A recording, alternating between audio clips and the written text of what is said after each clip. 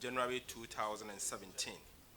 He promised to turn the fortunes of Ghanaian economy around and improve upon the livelihood of the average Ghanaian. After almost 3 years of his 4 years mandate, he is still in the business of sloganeering and the implementation of economic policies that do not translate into improving the standard of living of Ghanaians. He appears rather obsessed with churning out of macroeconomic indicators that have little or no bearing on the hardships confronting the people of Ghana.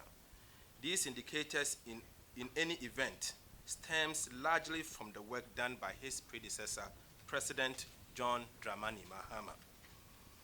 Despite the lofty and flowery talks, in the last 2.5 years, the Ghanaian economy has been largely characterized by a number of things. And number one, a rapid deterioration of the standards of living of the average Ghanaian.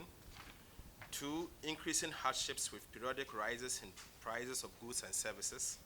Three, increased cost of utilities, particularly energy, water, and petrol. Businesses struggling to keep up with their operations due to the high cost of doing business. The collapse of businesses with accompanying job losses. The still developing private sector is struggling to create and sustain jobs. And obviously the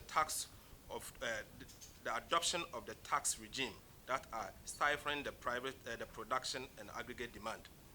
Again, a high rate of debt accumulation due to the government's insatiable appetite for borrowings, and also increasing external vulnerabilities and exposures that culminated in rapid depreciation of the cedi during the first quarter of the year.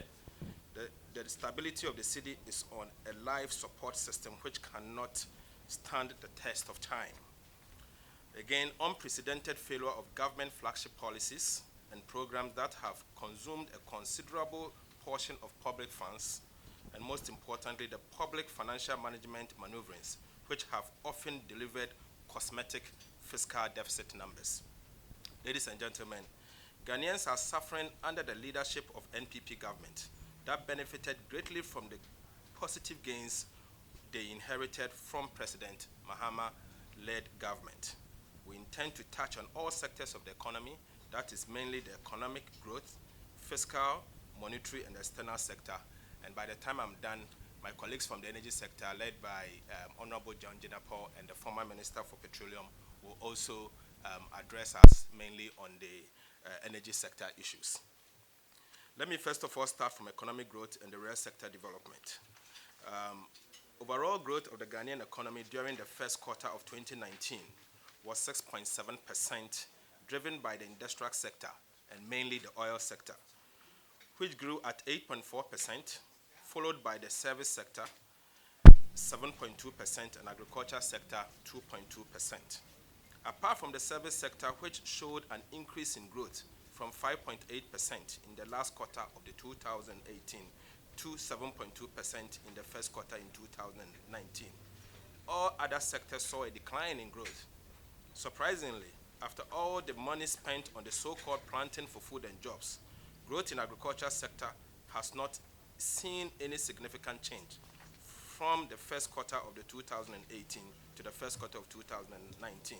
And in fact, growth declined from 4.4% in the last quarter of 2018 to 2.2% in the first quarter of 2019. And now I'll give you the distribution of the sectorial growth by key economic activities that portray some worrying development in the economy.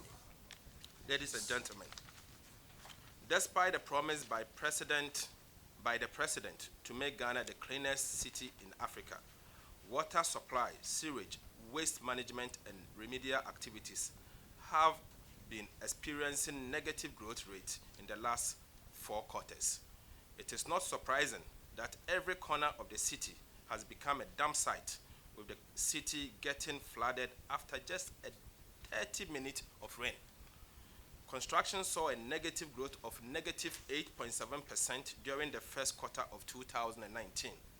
The contraction is attributed mainly to the suspension of contracts by government and the government failure to honor payment to work done by the contractors.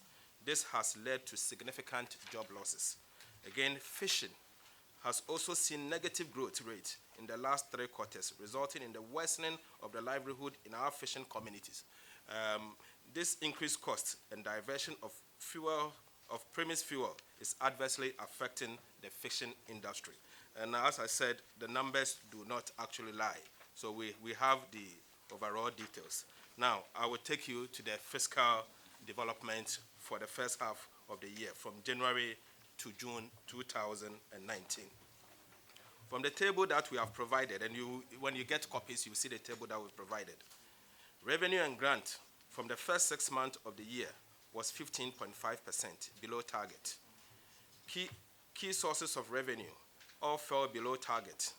Personal income tax by 7.0%, customs, national health insurance levy by 18.9%, customs get fund levy by 22.5%, import duties and levies also by 20.6%, luxury vehicle levy by 78.5%, yield from capping policy by 53.1%, then the energy sector levies by 31.0%, and grant also by 60%. Expenditure, on the other hand, exceeded its target by 4.2% of GDP.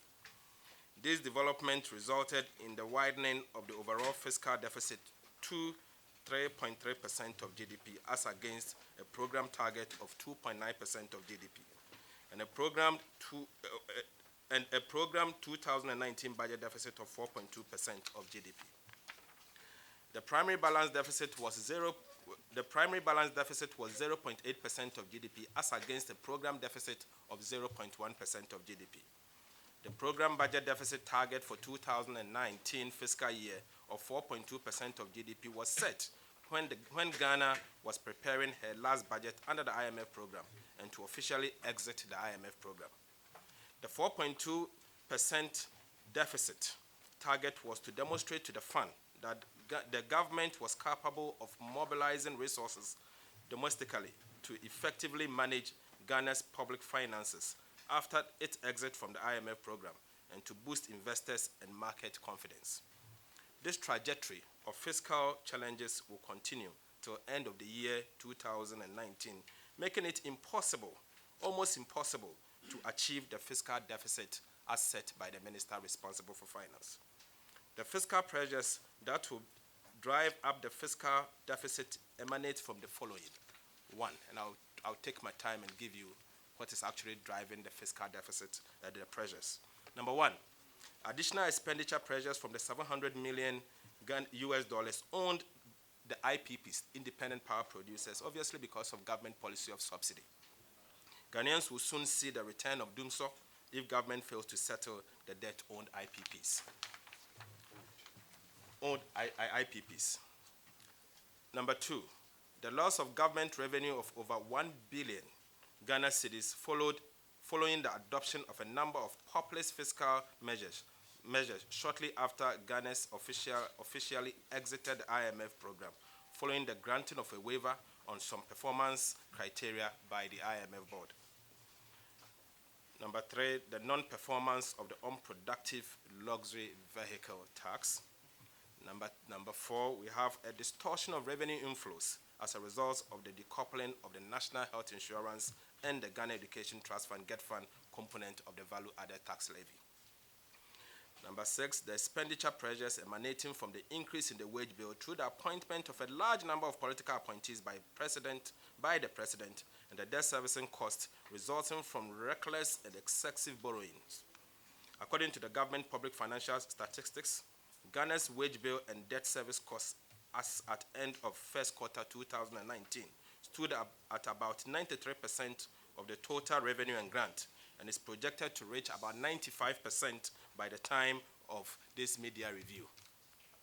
Accumulation of arrests from the non-settlement of the government indebtedness to contractors is number seven. Our projections based on government-owned fiscal data shows that if the trend continues, the accumulation of arrests alone will reach approximately 30% of GDP, which is in cedi terms about 100 million Ghana cedis. 100 billion Ghana cedis. Number 8, the predominance of government expenditure on consumption for the first quarter of 2019. Expenditure on goods and services constitute approximately 17.5% of the total revenue and grants, whilst domestically financed capital expenditure was just about 5% of total revenue and grant. Also, number 9, we have the proposed revenue assumptions on the first, at the time of the 2019 budget were actually unrealistic and certainly will fail to meet the test of time. The proposed financial options for 2019 will severely compromise the government fiscal position. These proposed financial operations are as follows. Number 1, we have the GMPC going to borrow $250 million to finance energy projects, leveraging mineral royalties, which I'll come back to it, and collateralization, and mineral royalties to borrow about $200 million, and the securitization of GET fund revenues to borrow about $1.5 billion US dollars. We also will be talking about the Sino Hydro's 2 billion Ghana cedis that, as we know, we don't know what has happened, 2 billion US dollars, that as we speak, we don't know what has happened to the Sino Hydro. Technically, these financing options cannot be treated outside the fiscal and will add to the deficit because they are either treated as explicit or implicit contingent liabilities. And once they crystallize, government will have to honor payment accordingly. The fiscal outlook remains challenged, with the fiscal deficit likely to exceed the fiscal responsibility threshold of 5% of GDP. We should expect a fiscal deficit level of 5 plus 2% of the GDP, plus or minus 2% of GDP. Let me put it on record once again that we did indicate that one of the main drivers of the depreciation of the cedi when we issued a statement earlier was fiscal risk as a result of government policy inconsistencies, which is sending a whole lot of negative signals to our investor communities. Investors from the government recently announced unsustainable policies which exert intense pressure on its fiscal position and lead to severe liquidity constraints. These eventualities pose challenges for government in honoring its obligation to investors. It is unfortunate that less than a year after Ghana's exit to IMF program, our public finances have been severely derailed, and we are at the risk of losing our credibility. Investors are expressing mixed feelings and reactions. It is a mark of policy inconsistencies that government to announce a contractionary fiscal stance and yet assume the path of expansionary fiscal policy. So in one breath, they announced a contractionary fiscal stance, but actually they are implementing an expansionary fiscal policy, which everybody sees. I'll now take you to the public debt dynamics. Ladies and gentlemen, from the minister's presentation yesterday, it came to light that our public debt has risen sharply from the 120 billion Ghana cedis as of December 2016 to approximately 204 billion Ghana cedis as of June 2019, representing an increase of debt of 84 billion in the last 2.5 years, exactly 2.5 years, under President Akufo-Addo. This has brought the debt to GDP ratio to 59.2% of GDP from the 55.6% that 55.6% in December 2016, even with the benefit of real-based economy. And ladies and gentlemen, it is 55.6% because the GDP was recently rebased, and you agree with me that because of the rebase, the numbers have changed. And if you are to express that as a percentage of GDP, it is indeed 55.6%. And this morning, I cross-checked and did it once again to confirm the 55.6%. Surprisingly, the government has cosmetically posted a positive primary balance for 2 consecutive years at a time when the public debt has ballooned to 204 billion Ghana cedis. This has clearly exposed this cosmetic approach to fiscal accounting. We project that based on government appetite for borrowing and the current trends, our public debt will reach 220 billion Ghana cedis by close of by close of 2019 fiscal year, representing approximately 62% of GDP. This means that in 3 years, President Nana Addo Dankwa Akufo-Addo would have added approximately 100 billion Ghana cedis to our public debt. We wish to stress that this only represents what has been added since 2017. In all, President Akufo-Addo has borrowed about 160 billion Ghana cedis, 160 billion Ghana cedis, not what has been added to the public debt. You see, I think it's important for me to stress here. Government borrowings are different from what government has added to the public debt. Parliament approves number of loans. Those loans need to be drawn down. Until you draw down, you don't add to the public debt. What we are saying is that so far they've borrowed about 160 billion Ghana cedis, but they have added to the public debt, and they will add to the public debt by end of year 100 billion Ghana cedis. Going forward into the following year, they will be drawing down more, and that 100 billion Ghana cedis addition to the public debt will exceed. I won't be surprised that this government will leave office in the year 2020 with Ghana's public debt almost up to about 150 billion Ghana cedis. Additional 250 billion Ghana cedis, meaning that they've added about 150 billion Ghana cedis to our public debt within 4 years. Within 4 years. President Akufo-Addo has borrowed about 160 billion, not since 2017, with part of it used for debt reprofiling. The public debt would exceed the projected 220 billion once drawdown begins for a number of loans approved by Parliament. Now I'll take you to the monetary and external sector.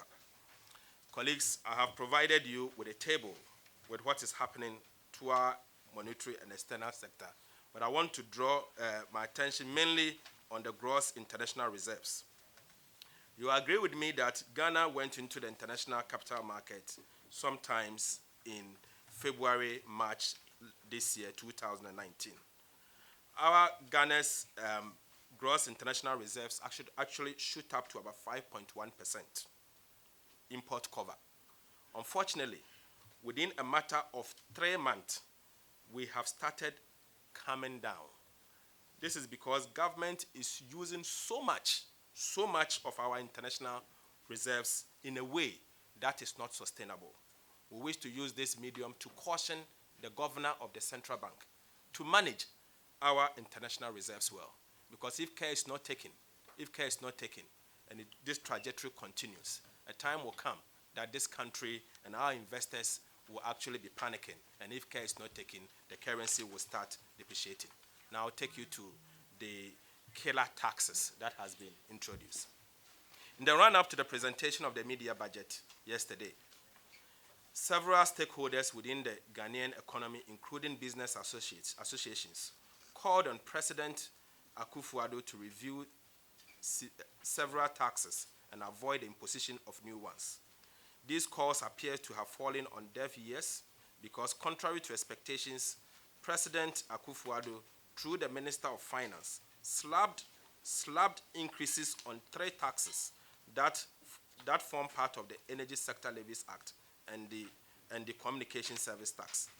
Under the Energy Sector Levies Act increment, an average increase of 25% was imposed on the Power Generation Infrastructure Support Levy, Road Fund Levy, and the Price Stabilization Recovery Levy. This means that once they come into effect, consumers will be paying almost 1 Ghana cedis on petrol and diesel, and 1 cedi 70 pesos on 14 kilograms cylinder filled with gas. If these increases create frustration, Ghanaians wish to vent through phone calls or on social media, the media budget has made that expensive, as well as following the imposition of 50% increase in the communication service tax from 6% to 9%. These measures will send shockwaves through many households and businesses, as this will only further compound the excruciating hardships Ghanaians are already going through. These taxes will add to a raft of taxes imposed by President Nana Addo Dankwa Akufo-Addo despite his promise not to do so in opposition. This includes 1, the 5% backdoor increases in VAT, crowned as NHIL and Ghana Education Trust Fund levies, GET Fund levies, the luxury vehicle tax of between 1,000 and 2,000 Ghana cedis, the 3% VAT flat rate scheme, which has cascading effect on making businesses pay as much as 20% VAT. The extension of the National Fiscal Stabilization Levy, which would have actually been scrapped in the year 2017 in compliance with our sunset clause in the enabling legislation. The retention of the special import levies beyond the sunset clause and failure of MPP to reduce the corporate tax from 25% to 20% as promised. And finally, the already fuel prices have gone up by 23, has gone up on 23 different occasions.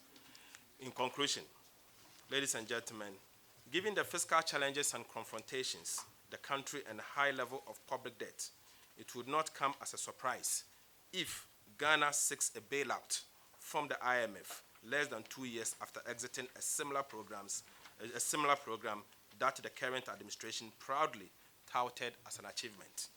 The media budget clearly showed that the public finances are in dire straits, and the results to additional tax measures is an indication of the troubling times that we are in as we speak.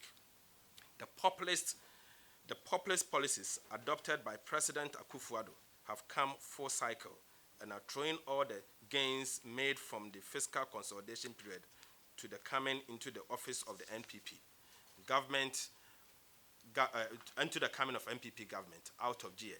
It has become obvious that the NPP has no intention of keeping their promises to Ghanaians when it comes to borrowing and the public debt, the imposition of taxes, fuel prices, adjustment, and the resolution of the general hardship facing Ghanaians. Ladies and gentlemen, the media budget presented by the minister responsible for finance only offers gloom and portends very difficult times for the people of Ghana. There's therefore the need for President Akufo-Addo and his government to change the course, or they will plunge this economy into a bigger challenge.